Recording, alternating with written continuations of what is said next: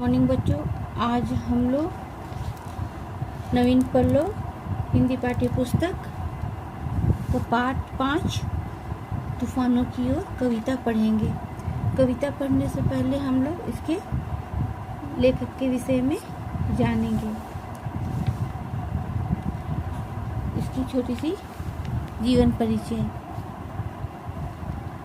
शिवमंगल सिंह सुमन का जन्म 1916 ईस्वी में उत्तर प्रदेश के उन्नाव जिले के झगरपुर ग्राम में हुआ था। इनकी प्रारंभिक शिक्षा गांव में हुई। इसके बाद उन्होंने ग्वालियर और काशी हिंदू विश्वविद्यालय से उच्च शिक्षा प्राप्त की। तत्पश्चात उन्होंने ग्वालियर और इंदौर में अध्यापन कार्य भी किया। इसी बीच इसकी नियुक्ति नेपाल स्थित भारतीय दूतावास में सांस्कृतिक सहायक के रूप में हुई। सुमन जी की प्रमुख कृतियां हिल्लोल जीवन का गान, प्रलय सृजन, विश्वास बढ़ता ही गया, युग का मोल, विंध्य हिमाचल इत्यादि है। इनका निधन 27 नवंबर 2002 ईस्वी को हुआ। अब हम लोग पाठ का अध्ययन करेंगे। पाठ में बतलाया गया है कि मनुष्य ने अपने साहस के बल पर कठिनाइयों का सामना करते हुए प्रकृति पर विजय प्राप्त की है। इस कविता में मनुष्य की इसी जिजीविषा का वर्णन किया गया है। हम पूरा कविता का अध्ययन कर रहे हैं, लेकिन आज हम लोग सिर्फ 2 पैराग्राफ ही समझेंगे। तूफानों की ओर घुमा दो नाविक निज पतवार, आज सिंधु ने विष उगला है, लहरों का जीवन मचला है। आज हृदय में और सिंधु में साथ उठा है ज्वार। तूफानों की ओर घुमा दो नाविक निज पतवार, लहरों के स्वरों में कुछ बोलो, इस अंधड़ में साहस तोलो। कभी कभी मिलता जीवन में तूफानों का प्यार। तूफानों की ओर घुमा दो नाविक निज पतवार, या असीम नीच सीमा जाने, सागर भी तो या पहचाने। मिट्टी के पुतले मानव ने कभी ना मानी हार। तूफानों की ओर घुमा दो नाविक निज पतवार, सागर की अपनी क्षमता है, पर मांझी भी कब थकता है। जब तक सांसों में स्पंदन है, उसका हाथ नहीं रुकता है। इसके बल पर कर डाले सातों सागर पार। तूफानों की ओर घुमा दो नाविक निज पतवार। इन पंक्तियों में लेखक नाविक को नाव तूफानों की ओर घुमाने को कहते हैं, मतलब जीवन में जोखिम उठाने पर जोर देते हैं। तूफानों की ओर कविता में कवि सुमन द्वारा जो लिखी गई है, कवि ने इस कविता में शिवमंगल सिंह जी की जीवन में साहस और धैर्य के साथ आगे बढ़ने की शिक्षा देते हैं। वे जीवन की चुनौतियों का एक तूफान के समान हैं, साहस और परिश्रम के साथ सामना करने की प्रेरणा देते हैं। कवि कहते हैं कि मचलती हुई लहरों यौवन, मचलती हुई लहरों के साथ अपना स्वर को मिलाओ। और यहाँ पर है तूफानों का प्यार, और तूफान के साथ के प्यार को समझो। मनुष्य का कर्तव्य है कि वह उन मुश्किलों में अपना धैर्य का सामना या धैर्य ना खोए और साहस से उसका सामना करे। तूफान की ओर अपनी कविता को मोड़ लो और अपने हाथों के बल से अपनी रास्तों पर चले। यदि सागर बलवान है तो हम भी थकने वाले में से नहीं हैं। हम उसका सामना करके 7 समुद्र भी पार कर सकते हैं।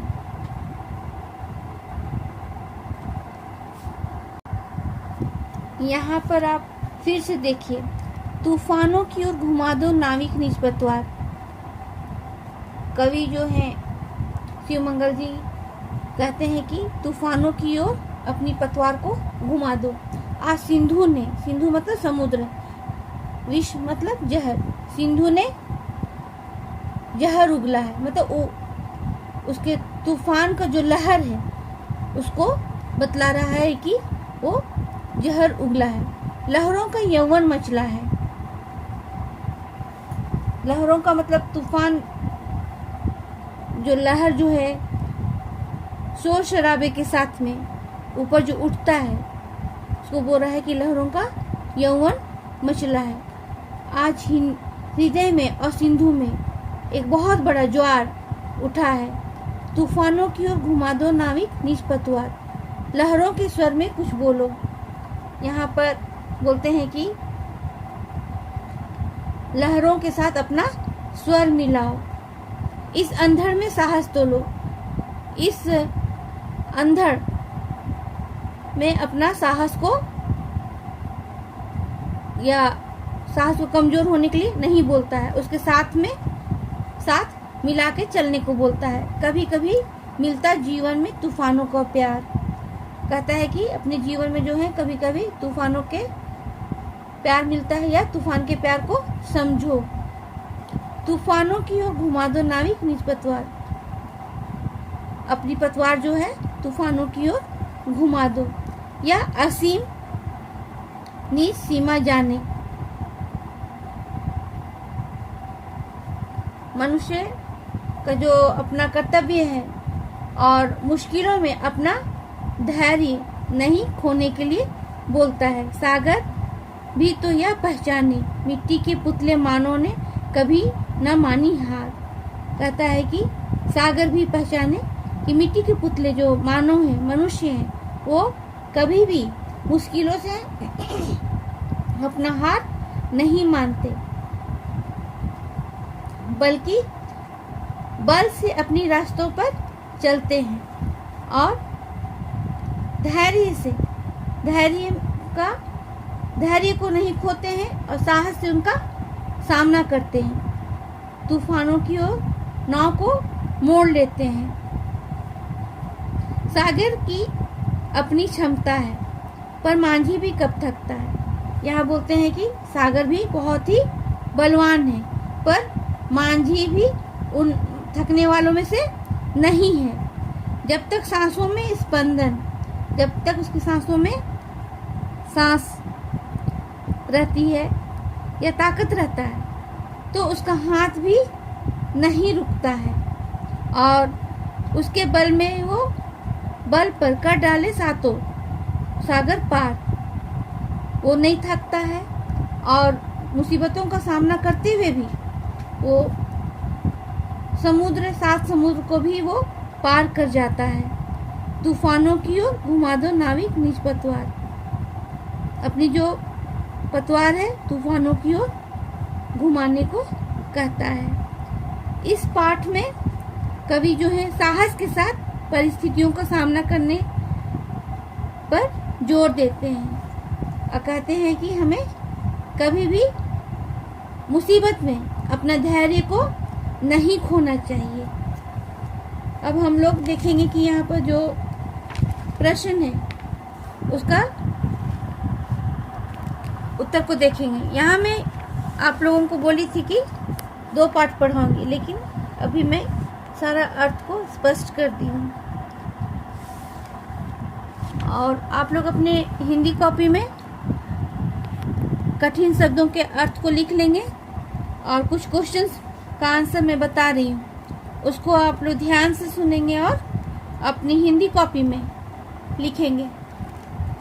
जैसे कि यहाँ पर है, नाविक से तूफान की ओर क्या घुमाने के लिए कहा है। नाविक को तूफानों की ओर पतवार घुमाने को कहा गया है। किसने कभी हार नहीं मानी है। मिट्टी के पुतले मानव ने कभी हार नहीं मानी है। सांसों की स्पंदन तक किसका हाथ नहीं रुकता। सांसों के स्पंदन तक मांझी का हाथ नहीं रुकता। समुद्र ने आज क्या उगला है? समुद्र ने आज विष उगला है।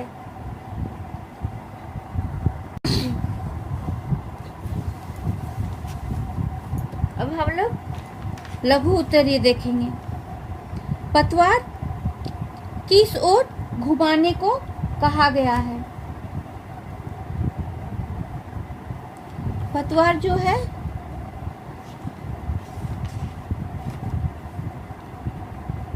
तूफान की ओर घुमाने के लिए कहा गया है। कविता में अंधड़ से साहस तोड़ने का क्या अभिप्राय है? कविता में अंधड़ में साहस तोड़ने का अभिप्राय अंधड़ को साहस पूर्वक सामना करने से है।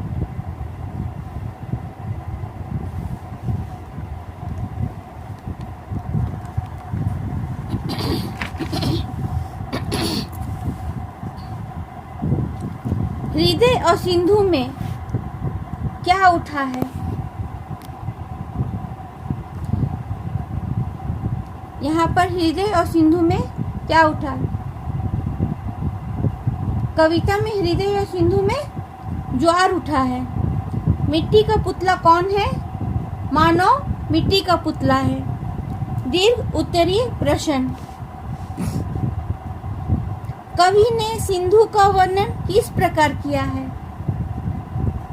कवि ने सिंधु का वर्णन कहते हुए कह रहा है कि सागर में लहरें उसके यौवन के रूप में मचल रही है।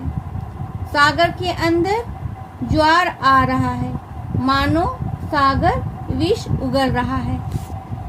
मानव को किसके लिए प्रेरित किया जा रहा है? कवि जो है मानव को लहरों से साहस पूर्वक सामना करने के लिए प्रेरित कर रहा है। जीवन में भी अनेक कठिनाइयों के तूफान आते रहते हैं। मनुष्य को इन कठिनाइयों का साहस पूर्वक सामना करना चाहिए। कविता में मांझी किसे और क्यों कहा गया है? कविता में मनुष्य को मांझी कहा गया है।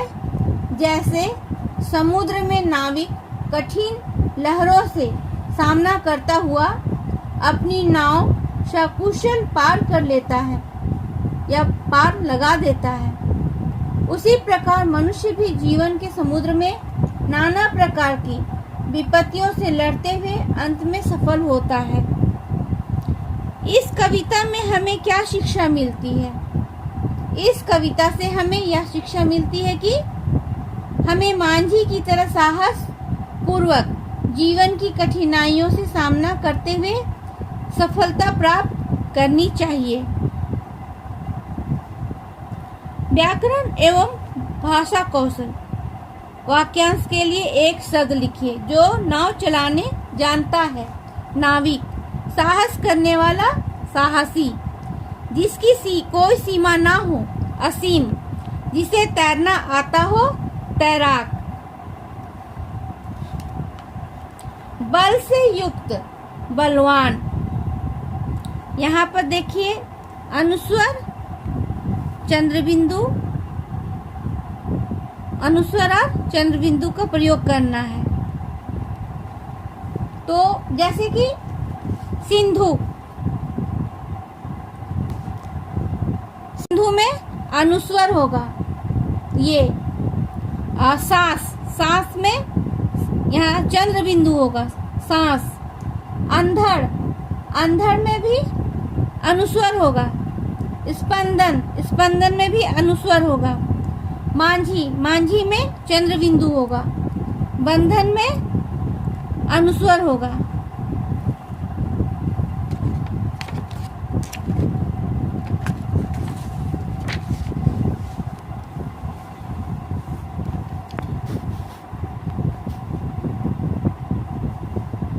यहाँ पर निम्नलिखित शब्दों में समुचित उपसर्ग और प्रत्यय लगाकर नए शब्द बनाएं। बल, बल का सबल, सबलता। शिष्ट, अशिष्ट, शिष्टता, धन निर्धन निर्धनता, योग्य अयोग्य योग्यता, धर्म अधर्म धार्मिक। आप जीवन की बाधाओं पर कैसे विजय प्राप्त करेंगे? 5 वाक्य लिखना है, तो इसको आप लोग अपने से बना लीजिएगा। 1-2 पॉइंट मैं बता दे रही हूँ, बाकी आप लोग बना लीजिएगा। जैसे हम अपने जीवन के प्रति सकारात्मक सोच रखेंगे, बाधाओं को सरल से सरल बनाने का प्रयास करेंगे और हम लगातार कठिन परिश्रम करके बाधाओं को पार करेंगे। हम अपनी कमजोरियों को देखेंगे जिसके कारण सफलता नहीं मिलती है। हम धैर्यपूर्वक प्रयास करते रहेंगे जब तक बाधाएं दूर ना हो जाती है और सफल नहीं हो जाते हैं। यहाँ पर कुछ व्यक्तियों के जीवन के विषय में, व्यक्तियों के नाम है जो इनके जीवन के विषय में लिखना है। तो जैसे कि आप लोग सुधा चंद्रन, उसको जानते ही हैं, ये एक नृत्य अभिनेत्री है। सुधा चंद्रन एक प्रसिद्ध नृत्यांगन और अभिनेत्री है। एक दुर्घटना में एक पैर कट जाने के बाद भी कृत्रिम पैर के सहारे अपनी कला में सफलता प्राप्त की है। हेलेन केलर एक अमेरिकी लेखक, राजनीतिक कार्यकर्ता और आचार्य थी। वह कला स्नातक की उपाधि अर्जित करने वाली पहली बधिर और दृष्टिहीन थी। ये 2 आप लोग अपने से खोज करके लिख लीजिएगा। मैं अभी जितना भी प्रश्नों का उत्तर बतलाई हूँ, आप लोग अपनी हिंदी कॉपी में ही लिखेंगे और कविता को भी अपनी कॉपी में लिखेंगे और इसका सारांश को भी लिखिएगा। बाद में मैं इसका सारांश को आप लोगों को लिखवा दूंगी।